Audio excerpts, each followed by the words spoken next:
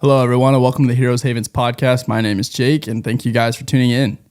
Today, we're going to be doing something a little different. Going to kind of be ranking some things. Got some feedback saying, hey, would be interested in seeing some other things that I'm into, ranking of sorts, and just really want to take a second to kind of say thank you guys as well. I have received an insane amount of support, an insane amount of DMs, and I just can't tell you how grateful I am. I don't really know what I'm doing, as you can tell, but I'm kind of just doing it. It's fun. I enjoy it. I am glad you guys are enjoying it, and I really want to say thank you. I am the worst person alive when it comes to responding to DMs, so please, either keep DMing me or not. If I don't respond to you, it's not personal. I kind of just post what I want to post, and I get out of there. You know, I do my little 2 seconds of doom scrolling, and it's kind of something I need to work on personally.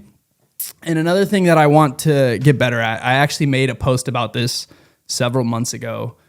I started a Letterboxd account. I have yet to use it. I'm actually so terrible for that, and I really need to get better at a lot of things. So you know what? I encourage you actually to keep DMing me, keep telling me, and I will do better. I'm going to immediately start using my Letterboxd.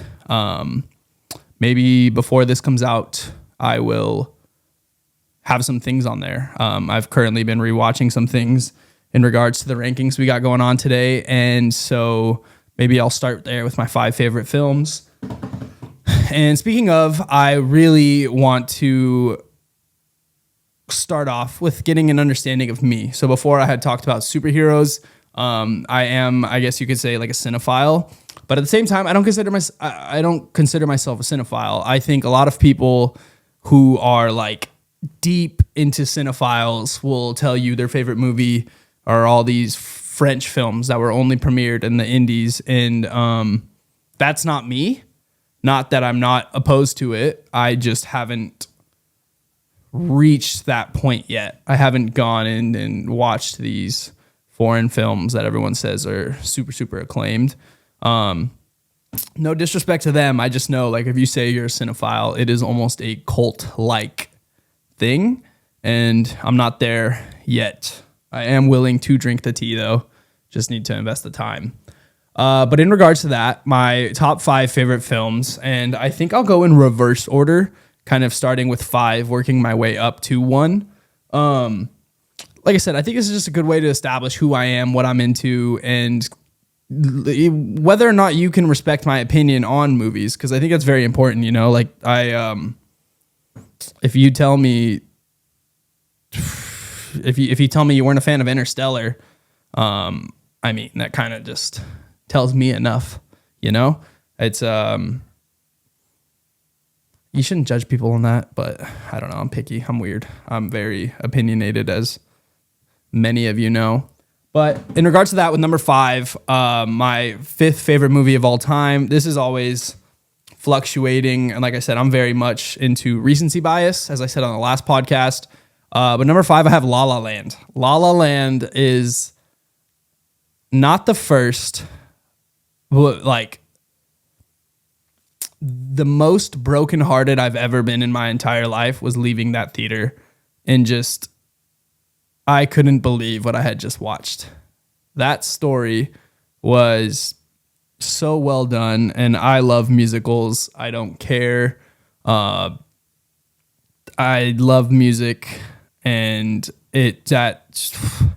what a roller coaster of a movie, and just, you don't expect anything about it. I mean, the trailers leading up to it, this was back then when I would watch every single trailer for every single movie. I think daily I was checking Rotten Tomatoes, like, trailer on YouTube or whatnot, IMDb posting trailers. But this movie with Ryan Gosling and Emma Stone, I mean, it's just, wow.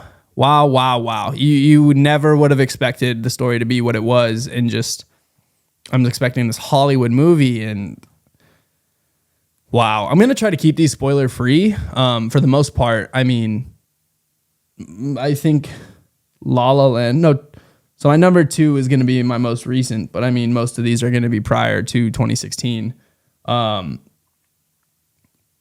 But yeah, the movie was just amazing. It altered the way I look at love, the way I look at life, even, you know, like what is meant to be will be and what isn't won't. And just, that was the greatest effect the movie has had on me inside a theater. And I am forever grateful for that movie. Now, that movie is always fluctuating that number 5 spot, but La La Land, I think it deserves a spot on the list. And number 4 is going to be, so we went from a Hollywood musical. And so number 4, I have Inglourious Bastards by Quentin Tarantino. A perfect movie, an absolute perfect movie. And this list is very much going to be like my subjective point of view. These are my favorite films. They're not necessarily the best films ever made, but I think this movie is a contender for just a perfect film from start to finish. I mean, that opening scene with the milk, it grabs you. You're hooked right then. And excuse me, hearing Brad Pitt and his accent and just talk about Nancy's is great. It's just great. Every single character is so distinctive and so what's the word I'm looking for? So, like, I don't want to say well done. I say well done a lot, and I've realized that. But I mean, they're just articulated so perfectly, and every character stands out in their own way for the scene that they're in. And it's amazing. And I recently found out a couple months ago, but the Bear Jew was, that role and that character was created for Adam Sandler, and who was good friends with Quentin Tarantino, and he created this character strictly for Adam Sandler, and then Adam Sandler he had other obligations. He just started filming Just Go With It with Jennifer Aniston. But I mean, just what a cool character. I mean, arguably my favorite scene in the movie, a lot of people's favorite scenes, but just when with the bat, if you know, you know. Most of these movies you should have seen. Maybe the next one you might not have seen, but Inglourious Bastards is just it's so fun. It's just a fun movie. I don't have much higher praise to say than, you know, like, check it out. The acting's phenomenal. Something I also need to get better on, and I want people to hold me accountable. I need to do better kind of researching the IMDb's. So I need to know whether movies got awards, whether they didn't, because I do want to take this more seriously, and I need to know the track record of the things that I'm watching. I would like to believe that movie won awards, but I can't tell you for sure. But yes, Inglourious Bastards, Quentin Tarantino, absolutely check it out. And number 3, this might be my hottest hot take. This movie is my comfort movie. I watch this movie minimum once a month. It's maybe one of the funniest movies I've ever seen. The Nice Guys with Russell Crowe and Ryan Gosling. Just an absolute journey that movie is. Ryan Gosling is pretty much a failed private investigator, raising a daughter as a single father, widowed father, and Russell Crowe was also a PI. So fun. It's so fun. They end up teaming together trying to solve this murder case for a porn star, and the whole movie is just, it's so fun. Sorry about that. But yeah, I mean, just like when they take when they're at the party and he's just in the pool and he sees the mermaid, you know, it's just awesome. It's so funny. It's so relaxing. It's just a movie you could turn your brain off after a long day of work or a long day of the work outside of work, you know? Shout out to the people working 9 to 5s and shout out to the people working 9 to 9, you know? We're all trying our best, but this movie is just it's that perfect movie. It just really, it's so, what's the word I'm thinking of? It's taking you out of where you are and you're allowed to just have fun. It's the perfect have fun movie. Ryan Gosling's acting in that movie is just so well done. And I just also want to say this movie I don't want to say never, but it's not going to get a sequel, which is really depressing. It failed at the box office, which is horrible because, like I said, it's my third favorite movie of all time. It came out the same day as Angry Birds. And Angry Birds, because of the kids, because of the families, just blew it out of the water. It didn't hit its numbers, and it's one of those movies that found its fandom later on. And I don't know if I need to start a petition or what, but we just need a Nice Guys too. It's so great. The duo and the chemistry between Russell Crowe and Ryan Gosling is so phenomenal. It really is just a hidden gem, which is weird to say, but it is a hidden gem. And I cannot encourage you enough to watch The Nice Guys. Let me know what you think, because this truly is my comfort movie. It's phenomenal. And number 2. Now this one is super. It's a great film. It's a great film, in my opinion.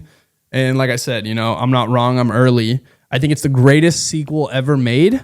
A lot of movies fail to that, that sequel concept, and concept's not the word, but whatever. But Top Gun Maverick is amazing from start to finish. It's just everything I wanted as a kid. Growing up, my gamer tag had Maverick in it strictly because of the original Top Gun movie. So my gamer tag to this day, when I play video games, has Maverick in it. It's actually Maverick Nova. Shout out Nova. Shout out Maverick.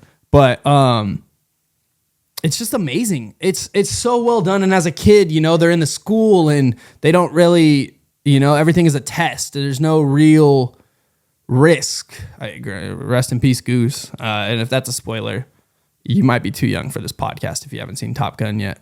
But yeah, I mean, this movie was so great. It created a real life scenario where Maverick has to fly this plane, and it just really shows his accolades and everything. And just a credit to Tom Cruise for demanding that everything be done naturally and no CGI, and just the stunts are real, the flying's real, the bombs are real, the people dying are real. I'm just kidding, not really, but it just shows what kind of actor Tom Cruise is and what he demands out of his films.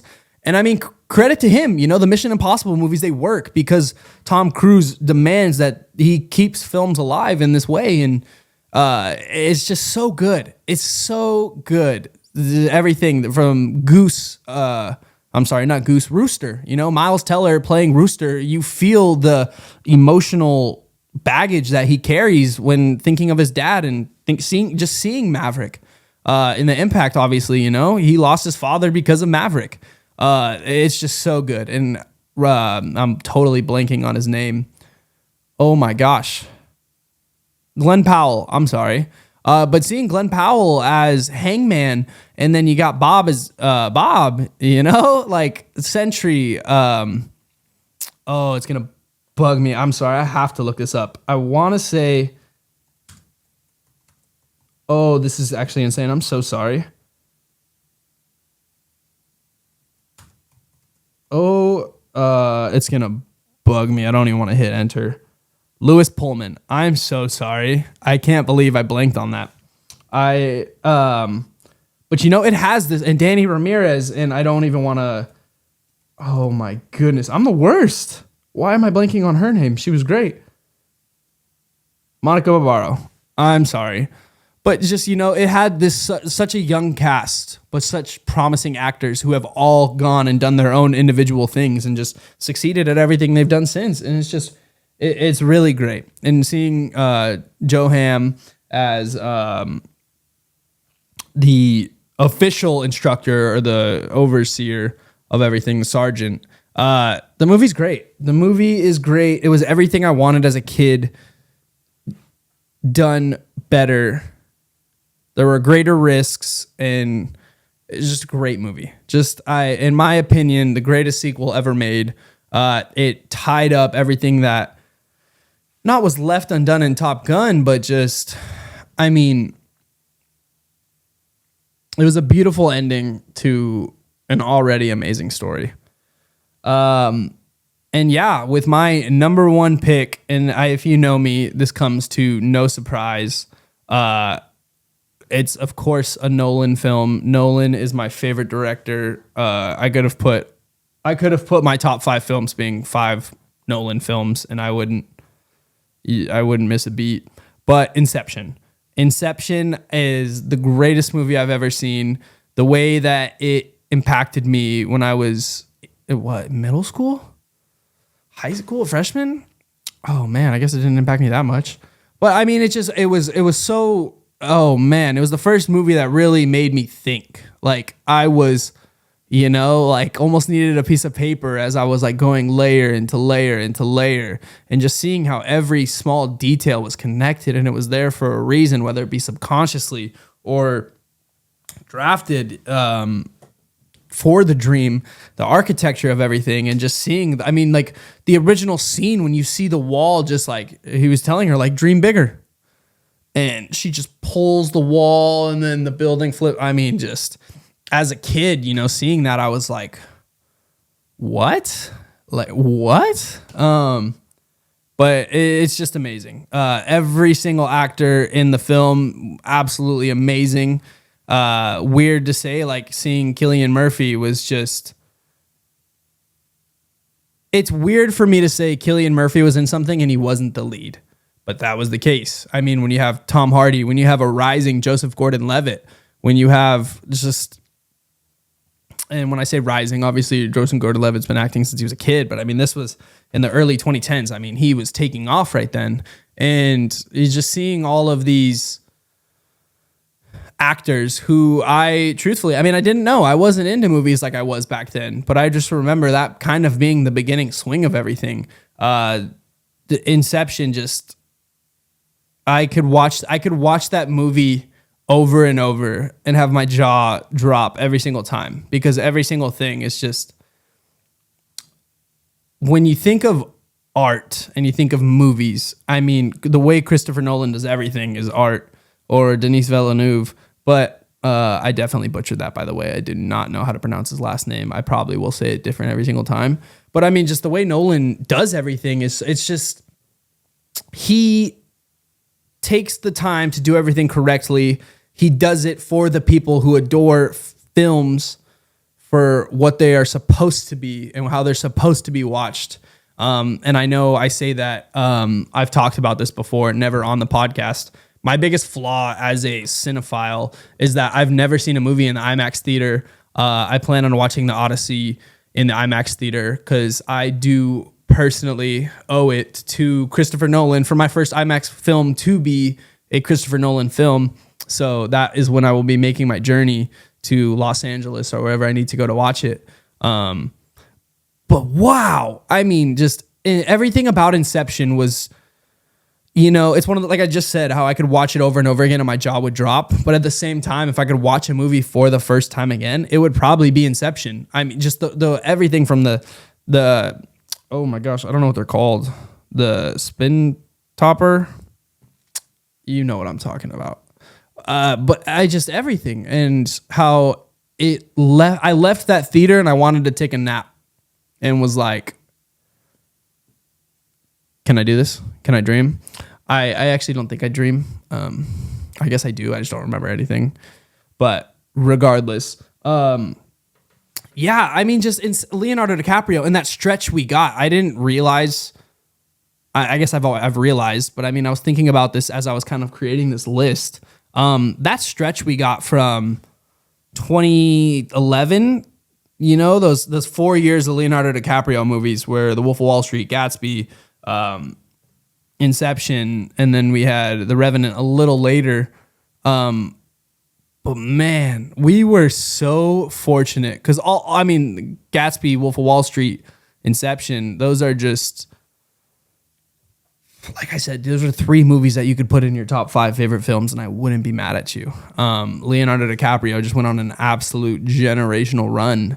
And then right after that, and even during that, we were also getting spoiled with the timings of everything from like, we got these original films that are just so amazing and so well crafted.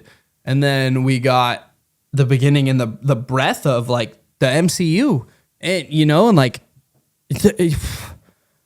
almost every Friday I was at the theater, and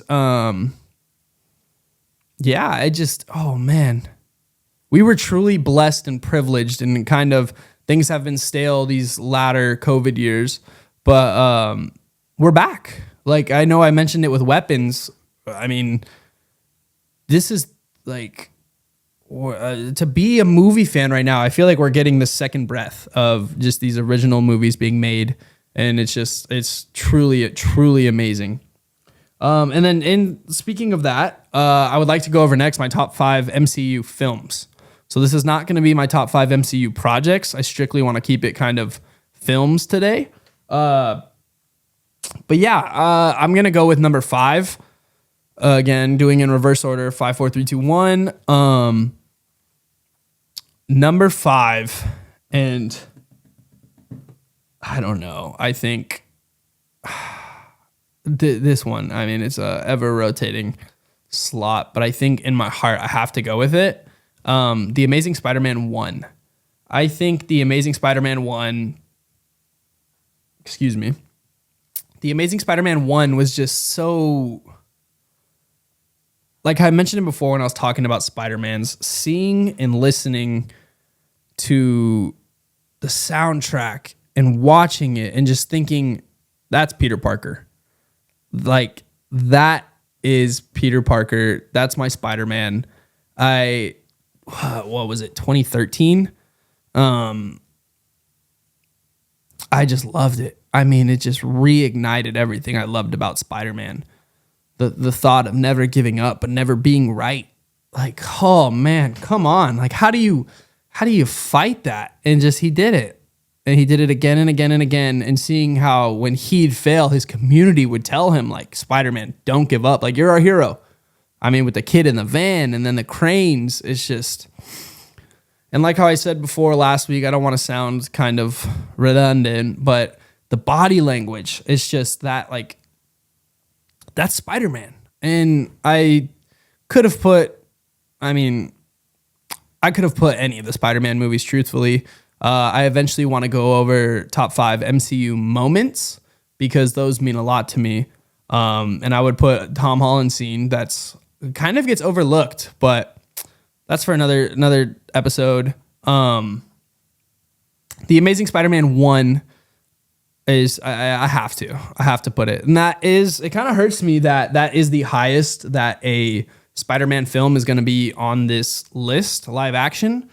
But it's my truth. It's my list, and I got to stick to it. Number 4. Now, I know I had just mentioned live action, so number 4 is going to be Beyond the Spider-Verse. What a perfect Spider-Man movie. What an absolute perfect Spider-Man movie. I could have put Into and Beyond are the 2 best Spider-Man movies out there, argue with the wall, but I cannot. The sequel was just more fun, seeing all those characters to me.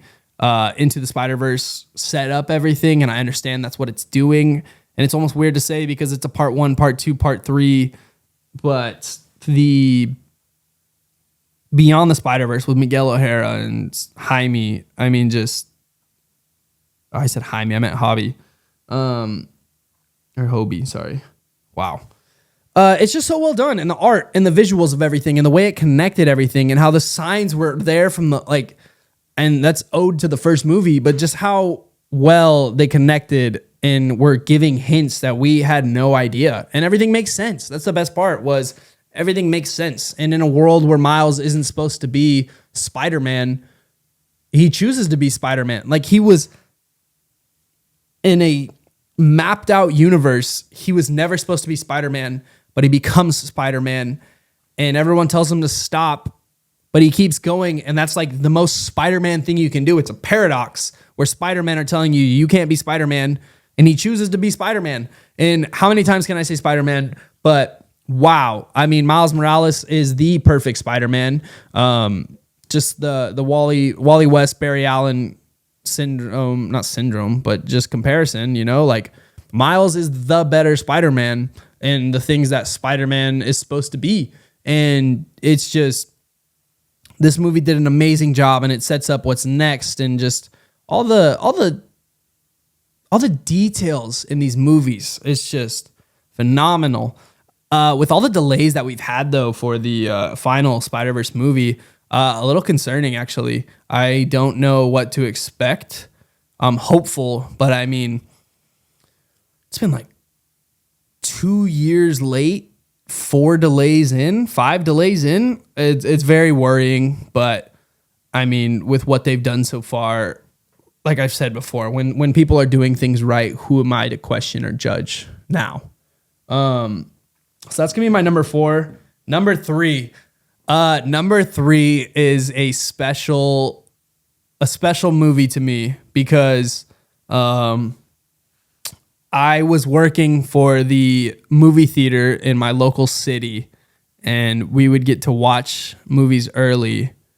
And I remember watching, it's like one of those things where when a worldwide event happens and you remember exactly where you were and what you were doing. I got to watch Infinity War 2 weeks early. That was the Infinity War's number 3. That was the best and worst decision I've ever made. Watching Infinity War and just having this power and this responsibility to not say anything and not talk about it with anyone was, it was awful. It was awful. Watching everyone just get absolutely obliterated and then like not being able to talk to, it was the worst. It was the absolute worst. I can still, in my head right now, I can envision the scene of Peter Parker telling Tony Stark, Mr. Stark, I don't feel so good. And just like, wow. Infinity War was amazing. It's just one of those movies where it's not the best movie ever. It's not the worst movie ever. It's a great film. But I mean, it's just the impact that movie had on the world. I mean, like everyone was waiting for Thanos, like Thanos is coming. Thanos is coming. Thanos is coming. At the end of every movie, it's like, holy like, and then Thanos is here. You should have aimed for the head. Like, wow. Like, oh my gosh. And the entirety of the Wakanda scene in itself is just wow. Yeah, Infinity War was amazing. I think I watched that movie in theaters. It was 9 times. I watched Infinity War in theaters 9 times. Like I said, I was working for my local movie theater, and it was like my friends were like, if we could bring one person with us every time we'd watch something, and it was very much like, hey, what are you doing? Do you want to go watch the movie? When you're not working, do you want to watch the movie? And I was like, all right. So I took all my friends to watch it, and yeah, the impact that movie had, it deserves to be on the list in and of itself. And my number 2 movie, which might be my greatest hot take when it comes to Marvel, a lot of people hated this movie, and I don't understand why. But Age of Ultron, I think it's a perfect Avengers movie. Maybe not perfect. Like it has its flaws. Don't get me wrong. I realized I'm saying again, like I did in the first episode, and now I'm like focused on it. So I apologize. I'm trying to do better. But the Age of Ultron movie, Ultron was just so well done, and the voice acting and the power, and what's the only way to guarantee world peace in this world? Wiping out the Avengers. Like, wow. What happens when our ideas and our philosophies come to take us out because we've become the problem. It's phenomenal. Everything with Sokovia, the repercussions that come from doing the right things, phenomenal. Absolutely phenomenal. The score in that movie is so well done. And it was the most fun I've ever had. It was, I don't want to say the highest risk, because Infinity War, duh. But it was an unwinnable, I think the only problem with the movie is how Ultron kind of lost. Because one of my favorite things when it comes to movies, but I guess this more applies to comic book movies, I love when the villain's right, and I know, I don't know if I've said this on the podcast in earlier episodes. I'm very much over the villains having this like reason for doing what they do. I kind of want to go back to like, I rob banks because I can rob banks. I want mindless madness like the Joker. But man, when a villain's done right and it's like, holy, like Thanos was right. We were running out of resources. He did what needed to be done. But, couldn't you have created 50% more resources? Like, and I don't want to take away from Thanos, but like Ultron was just, he wasn't wrong. He wasn't. And he was what they wanted him to be. They just didn't realize what they wanted. And I think it's so powerful. The way he got defeated was a cop-out. But I'm a huge fan of Age of Ultron, and I think it highlights every hero individually for who they are as people. It showed Iron Man as Tony Stark. It showed Hulk as Bruce Banner, Captain as Steve. Like that entire scene where they're in Avengers Tower lifting the hammer. Like I think that was a great representation that we kind of lose. We've lost a lot of identities from our heroes, and that movie just encapsulated who each character was as a person beautifully.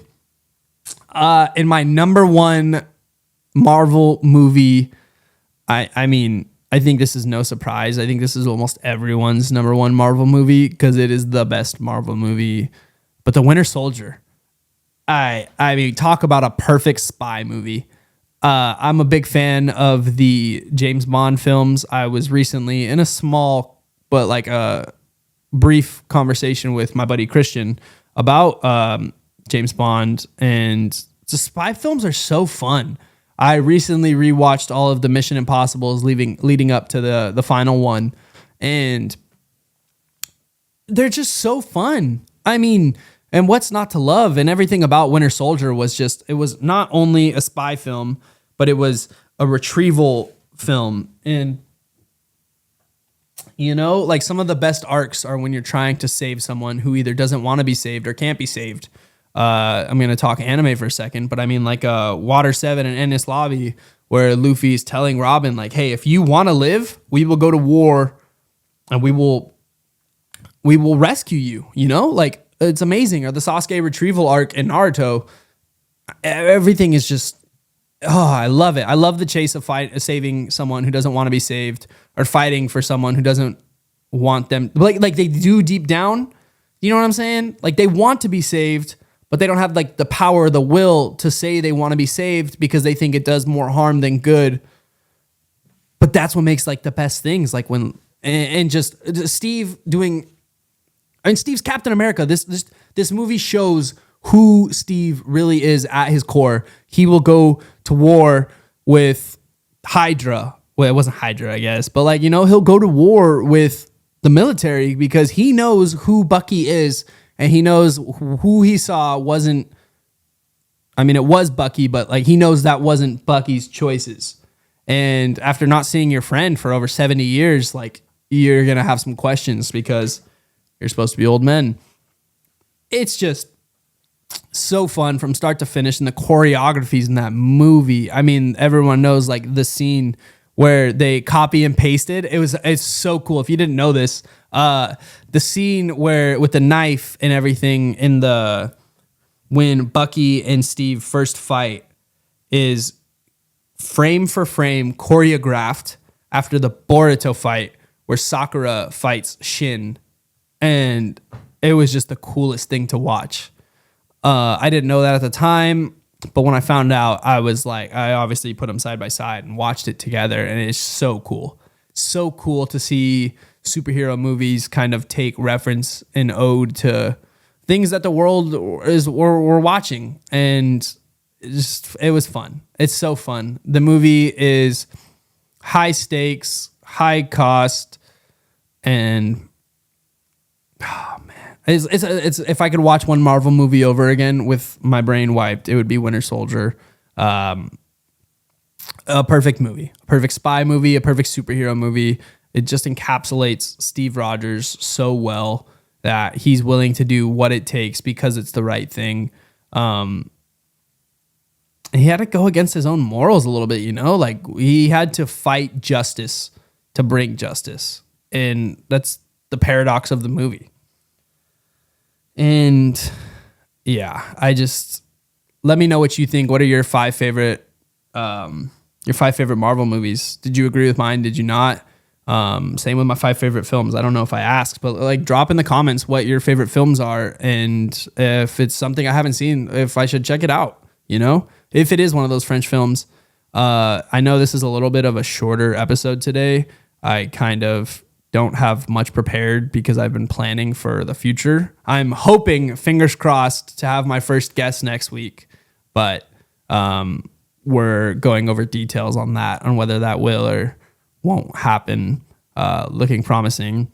But with that in mind, I'm going to go over the comic book series of the week. And this one is a little different because it's not a comic book. Golden Sun. This book has changed my life. This is the second book. So this is a part of the Red Rising series. I have 3 copies of Red Rising and they are all out. But Golden Sun by Pierce Brown is my favorite book in the Red Rising series. This is book number 2. I guess I need to talk about Red Rising. I can't really sell you on Golden Sun other than telling you that it is my favorite book ever. It has the greatest scene chapters ever done in the gala. And Pierce Brown, I know you kind of do interviews and stuff. If you ever want to talk about anything, you let me know, because I know I said you're one of my dream guests, but I wouldn't be doing anyone a fan if you're. Let me take a step back. So this book is not this book, but the Red Rising series in a whole is Dune meets Hunger Games. Without spoiling anything, it is the best way that I can explain it to you. In a world where classes have been established by colors for thousands of years, it's about the lowest class breaking the ranks and trying to set his people free. There's 6 books, and it's just like, how can I not? I will not ruin this for you. But with a galactic scale of everything coming from each planet almost having their own color, and being scaled kind of like that, Red Rising, I'm trying to think, meets Hogwarts, meets Hunger Games. They have a system where there's a school, and it's essentially, if you want to find out not what rank you are, but where you'll be in life, they have a televised school system.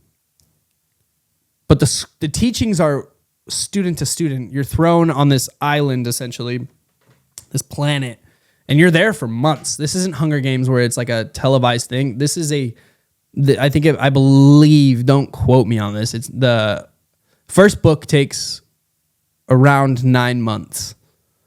And it's just, Darrow is the main character, the greatest my favorite character I've ever read.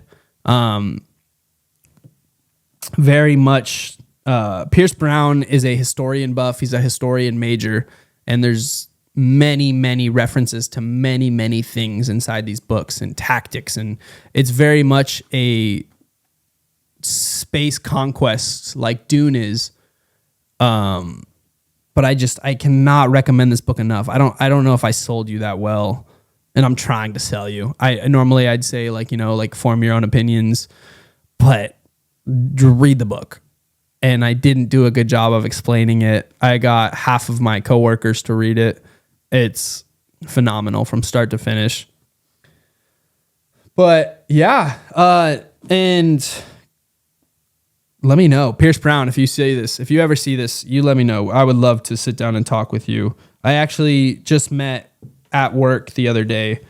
We had someone come in one of the Howler t-shirts. Obviously there's no official merch, but like he said he got it off Etsy, and it was so cool talking to him, and we just started talking about the books. And then as soon as I saw his shirt, I was like, I looked at my like team, and I like called to them, and I was like, oh, Blake, Jesse, Maddie, Pat, and then every single one of them looked, and they're just heads on a swivel. I was like, dude, he's wearing a Howlers t-shirt. This is sick.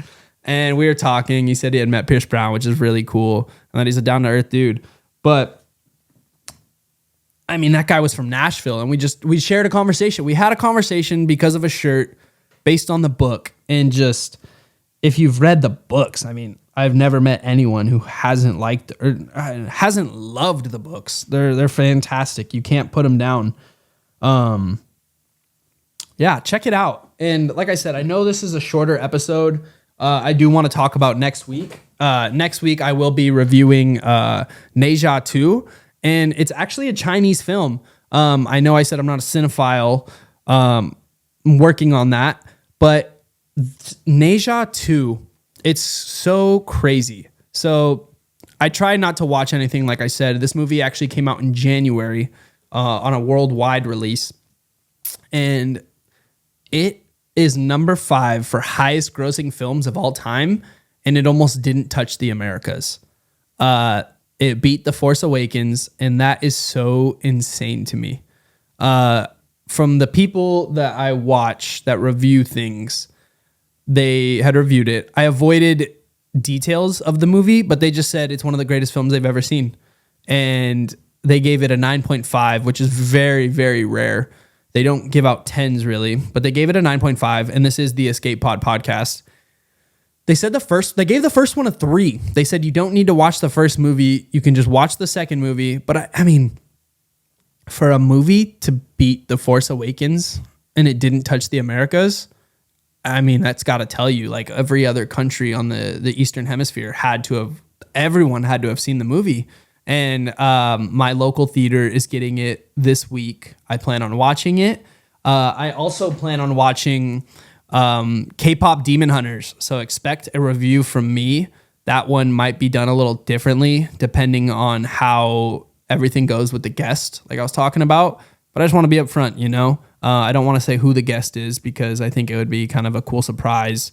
But really, I'm looking forward to it. Next week, we'll have some more rankings as well. But like I said earlier, let me know what you think of my 5 favorite films. What did you agree with? What did you not agree with?